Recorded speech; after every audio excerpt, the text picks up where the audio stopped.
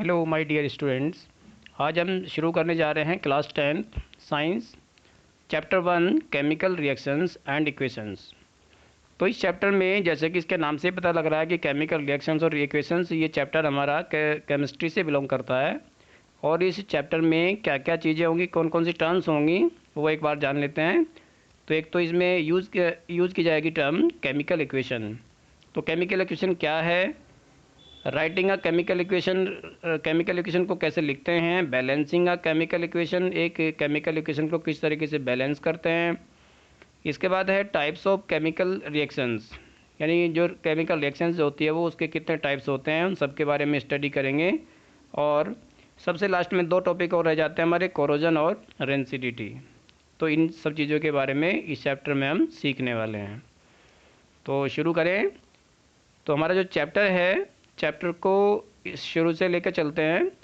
और एक चीज़ और, मैं शुरू करने से पहले एक चीज़ और बता दूं कि जितने भी इसमें केमिकल रिएक्शंस हैं होंगी, जितने भी केमिकल इक्वेशन लिखी जाएगी उनके लिए, उनमें बहुत सारे सिंबल्स का यूज़ होता है, एलिमेंट्स के जो सिंबल्स होते हैं, और बहुत सारे जो कंपाउंड्स होते हैं उनके फार्मूला का यूज़ होता है। तो जैसे कि आपने फार्मूले बनाने सीखे थे 9th में, तो वो आपको लर्न भी होने चाहिए। तो इससे पहले एक काम करें कि जितने भी केमिकल सिंबल्स होते हैं एलिमेंट्स के, या जितने भी केमिकल फॉर्मूले होते हैं केमिकल कंपाउंड्स के, उन सबको पहले अपने पास नोट कर ले। क्योंकि रिएक्शंस में किसने पार्ट लिया है और पार्ट लेने के बाद प्रोडक्ट में क्या बना है, कुछ नहीं पता लगेगा नहीं तो ये सब चीज़ें जाननी ज़रूरी है। क्योंकि हमें ये पता नहीं है कि कौन कौन सी इक्वेशन हमने लिखी है, उसमें इक्वेशन में हम क्या लिख रहे हैं, क्या हमारे रिएक्टेंट्स है और क्या हमारे प्रोडक्ट है, वो हमें पता होना चाहिए। तो शुरू करें।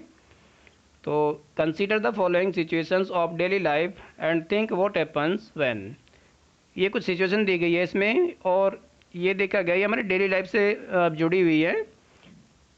सबसे पहला है, milk is left room temperature during summers. अगर हम मिल्क को रूम टेम्परेचर पर छोड़ दे जाए समर्स में तो क्या होता है? तो क्या हो जाता है? खट्टा हो जाता है, उसमें खट्टापन आ जाता है, स्मेल भी हो जाती है। एन आयरन रेल, तवा या फिर pan is left expose to humid atmosphere. यदि हमें आयरन से बनी कोई भी चीज़ अगर ह्यूमिड एटमॉस्फेयर, ह्यूमिड कैसा होता है, जिसमें मॉइस्चर ज़्यादा होती है, इस तरह का एटमॉस्फेयर, अगर उसमें छोड़ दे तो क्या हो जाता है, उसको एक्सपोज कर दे तो उसमें रस्टिंग हो जाती है।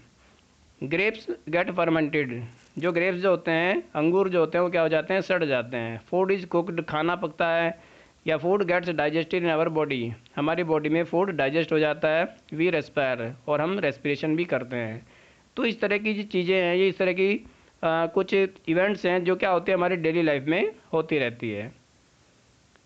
तो ये सभी क्या है, इन सब के बारे में क्यों बताया? क्योंकि सारी की सारी जो ऊपर आपको बताएगी ये सब बातें, ये केमिकल रिएक्शंस हैं, इनमें कोई ये केमिकल चेंजेस है, रासायनिक जो परिवर्तन होते हैं वो सब ये हैं।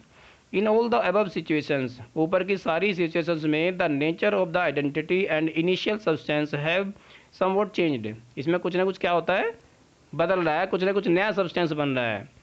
We have already learned about physical and chemical changes of matter in our previous classes. हमने अपनी प्रीवियस क्लासेस में फिजिकल और केमिकल प्रॉपर्टीज जो होती है मैटर की, उसके बारे में सीखा।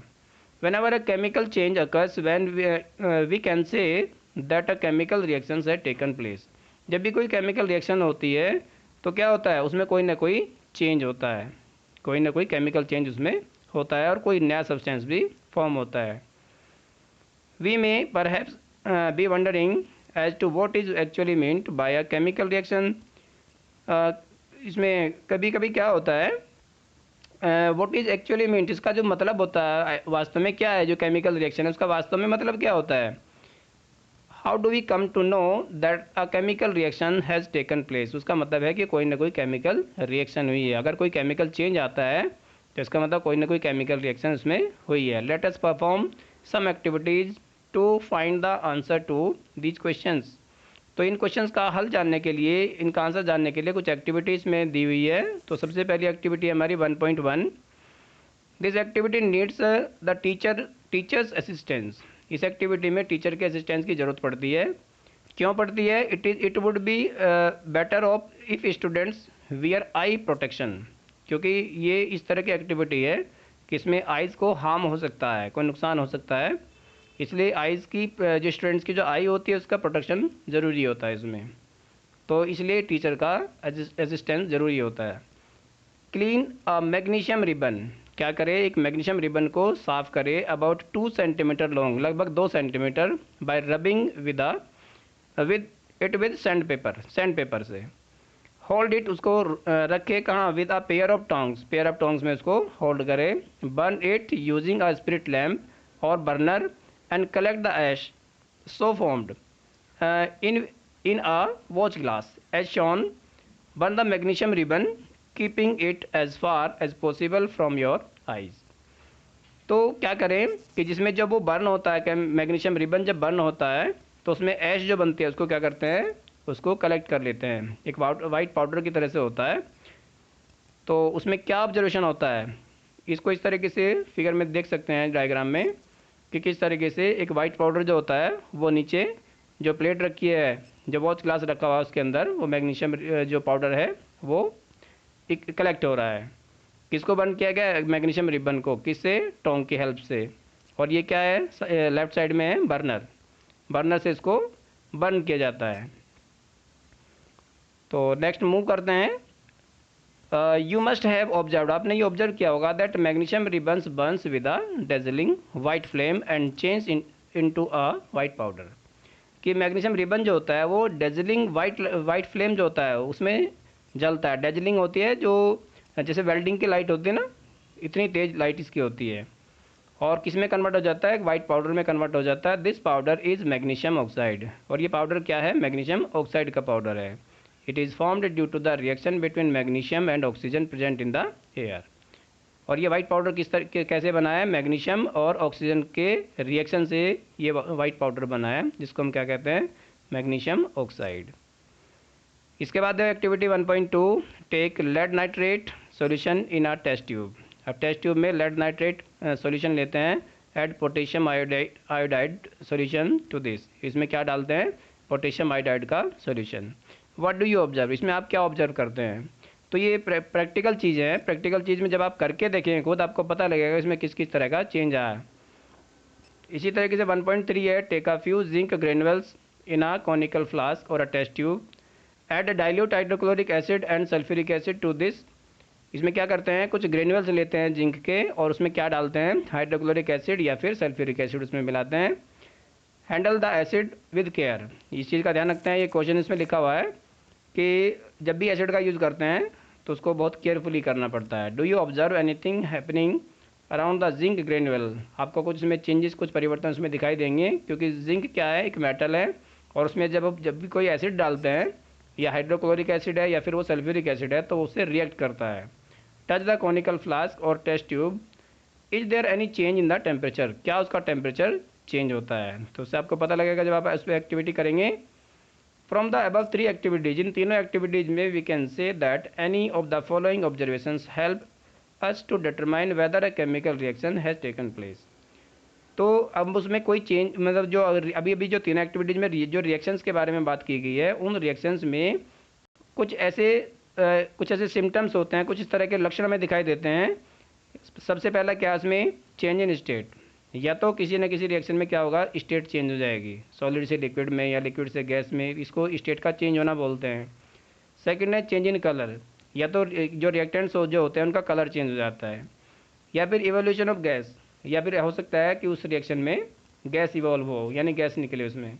चेंज इन टेम्परेचर, या ये भी हो सकता है कि उसमें टेम्परेचर उसका चेंज हो जाए। टेम्परेचर चेंज होने का मतलब टेम्परेचर कम या ज़्यादा हो सकता है। और लास्ट में एक पॉइंट और ऐड कर लीजिएगा इसमें, फॉर्मेशन ऑफ प्रिसिपिटेट, यानी उसमें क्या हो सकता है, प्रिसिपिटेट भी बन सकता है। प्रिसिपिटेट होता है जब भी टेस्ट ट्यूब में कोई रिएक्शन कराते हैं, टेस्ट ट्यूब में जो चीज़ नीचे बैठ जाती है बॉटम में, उसको प्रिसिपिटेट बोलते हैं, जो क्या होता है, इनसोल्यूबल होता है। As we observe the changes around us, हमारे आसपास में जितने भी चेंजेस होते हैं अगर उसको ऑब्जर्व करते हैं, we can see that there is large variety of chemical reactions taking place around us, हमारे आसपास में बहुत सारी केमिकल रिएक्शंस होती रहती है। We will study about the various types of chemical reactions and their symbolic representation in this chapter. इस chapter में बहुत सारी रिएक्शंस के बारे में और उनकी जो सिम्बॉलिक जो रिप्रेजेंटेशन होती है उसके बारे में इस चैप्टर में हम सीखेंगे। तो सबसे पहला है 1.1 केमिकल इक्वेशंस, कि केमिकल इक्वेशंस क्या होती है। केमिकल इक्वेशन क्या है? 1.1 activity 1.1 can be described as when a magnesium ribbon is burned. अब ये मैग्नीशियम रिबन के बारे में एक्टिविटी थी। जब उसको बर्न किया जाता है इन ऑक्सीजन की प्रेजेंस में, it gets converted to magnesium oxide. वो किस में कन्वर्ट हो जाता है? मैग्नीशियम ऑक्साइड में कन्वर्ट हो जाता है। This description of a chemical reaction in a sentence from is quite long. उसको इस तरीके से नहीं बता सकते क्योंकि ये बहुत लंबा प्रोसेस है। It can be written in a shorter form.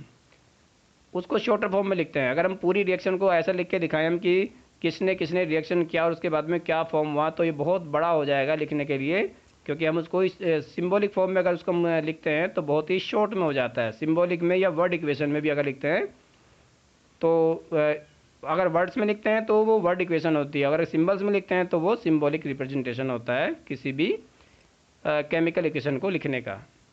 तो सिंपलेस्ट वे वही होता है, सिंबॉलिक रिप्रेजेंटेशन। अभी आपको जो रिएक्शन इसमें दी गई है मैग्नीशियम प्लस ऑक्सीजन और उसके बाद एरो के बाद क्या बना? Magnesium oxide. तो ये क्या है? ये वर्ड इक्वेशन है। अच्छा, ये चीज़ देखिए, इसमें इसमें एक एरो है बीच में, और एरो क्या कर रहा है? दोनों को, रिएक्टेंट को और जो प्रोडक्ट है उनको सेपरेट कर रहा है। हमेशा जो रिएक्टेंट्स होते हैं वो एरो के लेफ्ट साइड में लिखे जाते हैं और विद प्लस साइन। उनके बीच में साइन कौन सा होता है? प्लस साइन होता है। इसी तरीके से जो राइट साइड है उसमें प्रोडक्ट है, और प्रोडक्ट में भी अगर एक से ज़्यादा होता है तो उसको भी हम प्लस साइन से ही डिनोट करते हैं। चलिए आगे देखते हैं। इसमें the substances that undergo chemical change in the reaction. अभी बताया था मैंने कि जो केमिकल रिएक्शन जो होती है उसमें जो जो सब्सटेंस पार्ट लेते हैं वो क्या कहते हैं? उन्हें रिएक्टेंट्स कहते हैं। जैसे मैग्नीशियम और ऑक्सीजन, ये क्या है? रिएक्टेंट्स। द न्यू सब्सटेंस, जो नया सब्सटेंस जो है magnesium oxide, formed during the reaction is product. जो नया सब्सटेंस जो बनाया, क्या बनाया? मैग्नीशियम ऑक्साइड, और वो क्या है? उसे कहेंगे product. A word equation shows change of reactants to products through an arrow. Arrow में जैसे कि मैंने बताया था बीच में उसका एरो होता है प्लेस्ड बिटवीन दैम, और the reactants are written on the left hand side with plus sign. Similarly, products are written on the right hand side with plus sign. Left side में, एरो के left side में reactants होते हैं, arrow के right side में होता है product, लेकिन दोनों में साइन कौन सा यूज़ किया जाता है? प्लस साइन यूज़ किया जाता है। सिंगल है तो प्लस साइन की जरूरत नहीं पड़ती, अगर एक से ज़्यादा प्रोडक्ट बनता है तो उसमें प्लस साइन का यूज़ किया जाता है। The arrow head point towards the product and shows the direction of the reaction. जो एरो हेड जो होता है, एरो हेड का मतलब होता है जो पॉइंट होता है एरो का, वो किसकी तरफ इंडिकेट करता है? प्रोडक्ट की तरफ, कि जो रिएक्शन हो रही है, रिएक्शन के बाद आपको ये चीज़ मिली है। नेक्स्ट आता है राइटिंग अ केमिकल इक्वेशन। ये केमिकल जो इक्वेशन होती है उसको किस तरीके से लिखते हैं? Is there any other shorter way to for representing the chemical equations. Chemical equations को लिखने का एक और दूसरा तरीका जो होता है, अभी तो ऊपर आपको क्या बताया वर्ड इक्वेशन के बारे में, एक और भी शॉर्टर वे होता है। Chemical equations can be made more concise and useful if we use chemical formulae instead of words. यदि हम words की जगह chemical formula का यूज़ करते हैं तो वो और भी short हो जाता है तरीका। A chemical equation represents a chemical reaction. एक जो chemical equation जो होती है वो represent करती है किसको? chemical reaction को। If you recall formulae of magnesium, oxygen and magnesium oxide, the above word equation can be written as। अगर हम उसको सिंबॉलिक फॉर्म में लिखते हैं तो आपने क्या देखा यहाँ पे? Mg + O2 = MgO। वो बात अलग है कि ये वाली जो इक्वेशन अभी आप देख रहे हैं यहाँ पे, ये बैलेंस्ड नहीं है अभी, क्योंकि बैलेंस करने के लिए क्या होता है? हमें दोनों तरफ क्या होता है? नंबर ऑफ एटम्स को काउंट करना होता है। अगर हम लेफ्ट साइड में देखें मैग्नीशियम का क्या है? यहाँ पे एक ही एटम है, राइट में देखें वहाँ भी एक ही एटम है, लेकिन ऑक्सीजन का क्या है? लेफ्ट साइड में 2 एटम है, O2 लिखा हुआ है, और राइट साइड में 1 एटम है। तो इसका मतलब क्या है? 2 और 1, यानी दोनों तरफ बराबर होना चाहिए था नंबर ऑफ एटम्स, क्यों? इसलिए क्या है? ये अनबैलेंस्ड केमिकल इक्वेशन है। काउंट एंड, इसमें यही लिखा है, count and compare the number of atoms of each element on the left hand side and right hand side of the arrow. If the number of atoms of each element is the same on both the sides. यदि दोनों तरफ number of atoms same हो जाते हैं, equal हो जाते हैं, तो वो बैलेंस्ड होती है। इफ़ नॉट, यदि नहीं, then the equation is unbalanced. तब इक्वेशन क्या होगी? अनबैलेंस्ड होगी, because the the mass is not the same of the both the side of equation. इसका मतलब क्या है, अगर वो इक्वल नहीं होंगे नंबर ऑफ एटम्स, तो दोनों साइड का जो मास होगा, यानी mass of reactants is not equal to mass of product हो जाएगा। Such a chemical equation is a skeletal chemical equation for a reaction. इस तरह की जो केमिकल इक्वेशन होती है उसको स्केलेटल केमिकल इक्वेशन भी कहा जाता है। Equation is a skeletal chemical equation for the burning of, ये जो मैंने बताया था अभी, जो ऊपर जो Mg+O2 है, ये और equals to MgO, arrow equals to क्या होता है, MgO। तो ये इक्वेशन कैसी है, अभी तक अनबैलेंस्ड है। तो अभी तक की वीडियो में मैं सिर्फ यही बता रहा था आपको कि इक्वेशन को कैसे लिखते हैं और उसका अलग अलग तरीके, वर्ड इक्वेशन कैसी होती है, और उसमें जो सिंबॉलिक फॉर्म में उसको लिखते हैं वो किस तरीके से लिखते हैं। तो आगे उसको जो बैलेंस करना होता है, केमिकल इक्वेशंस को बैलेंस करना, वो मैं आपको अगली वीडियो में बताऊंगा। अभी तक की जो जितनी चीज़ें मैंने बताई है उसको अच्छे से समझ लेना, और अपने पास जो चीज़ें मैंने बताई थी अपने पास उसको नोट करके भी रखना, जैसे सिंबल्स हो गए और तरह तरह के जो केमिकल फॉर्मूले हो गए अलग अलग कंपाउंड्स के, तो वो नोट कर लेना पहले, क्योंकि आगे जितने भी रिएक्शंस आएंगी, रिएक्शंस का मतलब यहाँ पे जो आगे केमिकल इक्वेशंस आएंगी उनको सॉल्व करने में या उनको बैलेंस करने में हेल्प मिलेगी उससे। ओके।